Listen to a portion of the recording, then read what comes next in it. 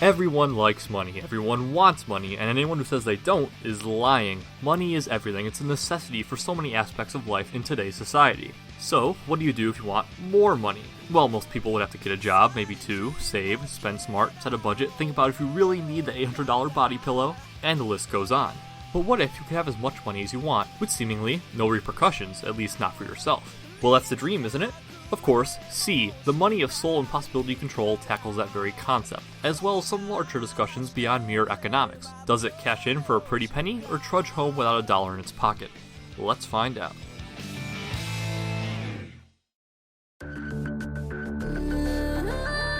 Yoga Kimimaro is a broke college student with dreams of being a self-sufficient civil servant, working 2 part-time jobs in the meantime to make ends meet. One night, he is approached by an eccentric fellow introducing himself as Masakaki, who informs Yoga that he has been randomly selected as an entrepreneur, or entree, of the financial district. Masakaki claims that being an entree is a path to quick riches, with the only barrier to entry being that Yoga must offer his future as collateral. After some hemming and hawing, Yoga accepts Masakaki's offer and is transported to the financial district, a paranormal dimension outside our own. In the district, entrees are each given an asset, a familiar of sorts that lives inside their member card. Yoga's asset is naturally a scantily clad demoness named Mashu. Every week, an entree and their asset must participate in a deal with another entree asset pair, a magical battle of money and spells lasting 666 seconds. The winner continues life as usual, while the loser's future may be in jeopardy depending on the magnitude of their loss, and bankrupt entrees are exiled from the financial district entirely. Usually, newbies are slaughtered by veterans. Yoga is lucky enough to be the main character, so with Mashu's help, he bumbles his way through his first deal and comes out on top. He is rewarded with heaps of the financial district's native currency, Midas money, indistinguishable from normal bills to the average person, and then sent back to reality to await the next week's deal. C is a 2011 anime created by Tatsunoko Productions, the studio behind Psycho Pass 2, Ping Pong, and as well as quite a few others, and when it wants to look good, it does. Very bright, lots of colors, though not to the extent of, say, No Game No Life, and the fights are fluid enough, with these magical hand lightsaber thingies and a myriad of spells tossed every which way, plus the actual designs of the environments and various assets being memorable if nothing else. A quirk on the visual end that I quite liked was a black, blocky border that separated the entrees from their assets when depicting them in the same shot, as if slicing the screen in half to give a simultaneous taste of the two separate worlds. It was just a cool effect, and implemented very well in certain scenes, a big example that comes to mind being the final episode. The first character C introduces to the viewer is not the teenage lead, but instead a mature veteran entree named Mikuni Soichiro. Unlike most other participants in the financial district, his desire for money is not motivated by selfish feelings like greed and lust. Instead, he spearheads the Starling Guild, a coalition of entrees trying their damnedest to control the flow of the district's Midas money, pumping it into real-world governments and companies as a stopgap measure against impending total economic collapse. His reasons for doing so extend far beyond mere altruism, being deeply rooted in the darkness of his family's past. Mikuni was by far the most, and in some ways, only compelling character of the show, which is slightly ironic considering how hard they try to paint him as a villain, as can clearly be seen during the opening. In the first episode, when Masakaki said that entrees had to invest their future as collateral, I was mildly worried. In my experience, a vague plot point of that magnitude has a habit of being disappointing once the exact ramifications are revealed. This was not the case in C, as the effects of that collateral are shockingly widespread and devastating. An easy assumption to make is that losing your future would be the same as losing your life, but that is much too simple of a connection. By betting their futures, the entrees are not sacrificing their lives directly, but rather their happiness and meaning. Let's just say that the financial district is a supernatural entity that exists outside the rules of reality, so the effects of dealing with it are similarly unbound. Therefore, some of the best and heaviest parts of C's narrative were when it dealt with the risks of placing your future in peril just to enrich your present. The repeated conflict of the series was whether it is more important to preserve the present or protect the future, and what I liked was that there was never really an option to save both. By the end, every character was on one side of the line or the other, but straddling it was an impossibility. You either play the financial district's game or you don't. Unfortunately, the finale kind of stomps on that one or the other sentiment, but the central message was still interesting for being not nearly as optimistic as you usually see. I'm like a radical mathematical animal living in a concrete. I did say that C can look good when it wants to, but apparently it didn't always want to. If I was to sum up C's visuals simply, I would say that the design was often better than the execution. Lots of stuff looked cool or unique on a basic level, but was dragged down by sloppy drawings and a baffling use of CGI. Usually CGI is used for stuff like cars, monsters, people in the background, things that are either too cost-prohibitive to traditionally animate, or minor enough that you probably won't notice. Not C though, in certain shots of C, characters will be in full 3D for no apparent reason at all, not to mention the entire financial district is as well. My guess is that C was made on a pretty tight budget, and they had to cut corners wherever possible. This hypothesis is even more likely when you consider that one episode about halfway through, while not a full recap episode, made generous use of flashbacks and repeated animation. Despite those evident budgetary problems, you might be surprised to hear that C is only an 11-episode series, which may not have been for the best because it has more characters than it knows what to do with. Most people beyond the main 3 or 4 can be boiled down to a name and a single trait, and not even that if they're unlucky, including the Rei Ayanami personality clone, the shifty information broker, and the government investigator. Stale characters aren't the end of the world, but C makes things worse by trying to give a few of these cardboard cutouts actual progression.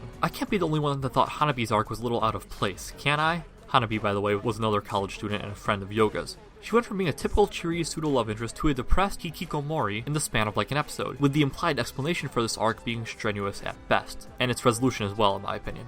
While mediocre background characters can be glossed over by stellar leads, C fails at this as well. The relationship between Yoga and his asset felt cliched and unimpactful, the former because Yoga, in his naivety, ignores how you're supposed to treat an asset by being more of a friend than a master, but it's difficult to get a feel for how noble or righteous this is supposed to make him seem, because you hardly ever see assets being treated degradingly anyways, and the latter because their partnership merely builds to a superfluous romance that adds very little to either character or the plot as a whole, and is in fact spat upon because Yoga only has eyes for Hanabi.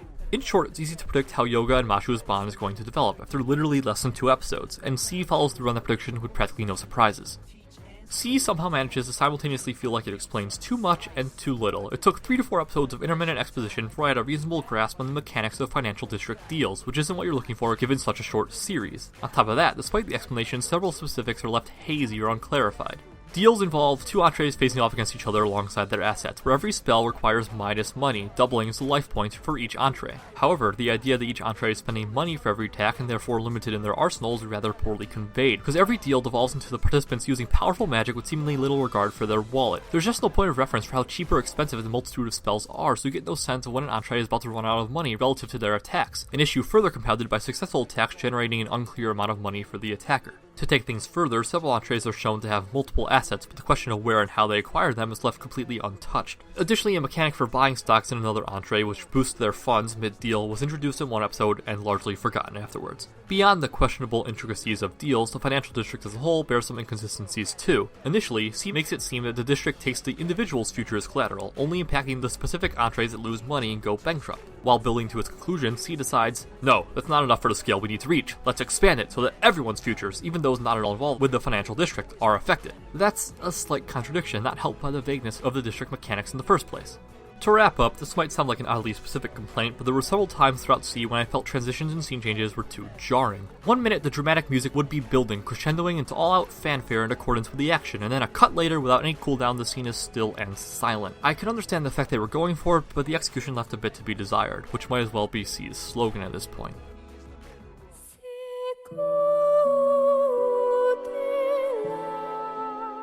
There are many good words to describe Yoga Kimimaro. Boring, standard, run-of-the-mill, generic. He's a typical, I care about the lives of everyone personality with daddy issues who wins every fight because of main character obligations rather than actual skill or intellect, coupled with a lack of real ambition or otherwise memorable traits. He in fact prides himself on trying to live a normal, inconspicuous life. He's also pretty malleable, often persuaded into action by others without thinking through the consequences for himself. To put things into perspective, it's been less than a week, only days since I saw C, and I'm hard-pressed to remember anything about this guy that was halfway interesting, even his design. In the beginning, C was fairly incoherent. It intentionally drops you into the middle of a deal with no information except that money is involved. Of course, the "this is nonsense" feeling subsides over time as explanations and the like are continually doled out, but it returns in force just in time for the finale. It felt like C kind of decided to stop making complete sense in order to drum up urgency and raise the stakes, and further maintains that nonsensicality when it all wraps up. The effects of the financial district become much more widespread than they had ever been before. Districts around the world, because yes, there are more than one, start experiencing problems of their own because reasons, and the whole thing feels thrown together rather sloppily in the name of a high-stakes finale. Part of me thinks that C would have worked better as a 2-core production in order to more fully explain what's happening and why.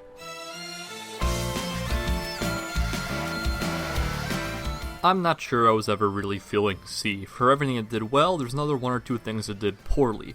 I liked Mikuni, I didn't like Yoga. I liked the action on a basic level. I didn't like how that action was explained and justified. I liked the discussion of present versus future. I didn't like the pacing and details of the story that conveyed that message. Through and through, a mixed bag.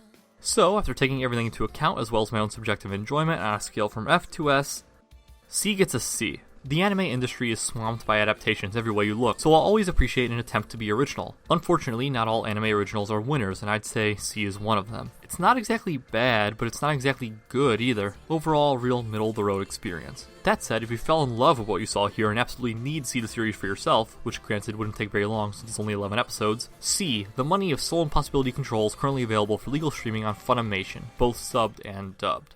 And that'll do it. Thanks for watching, have a great day, leave any feedback in the comments, subscribe if you want more, and if there's something you'd like to see reviewed, by all means, tell me. In fact, this review was requested by Anthony Pincelli. Sorry I didn't enjoy it perhaps as much as you did. And that'll really do it, so see you next time.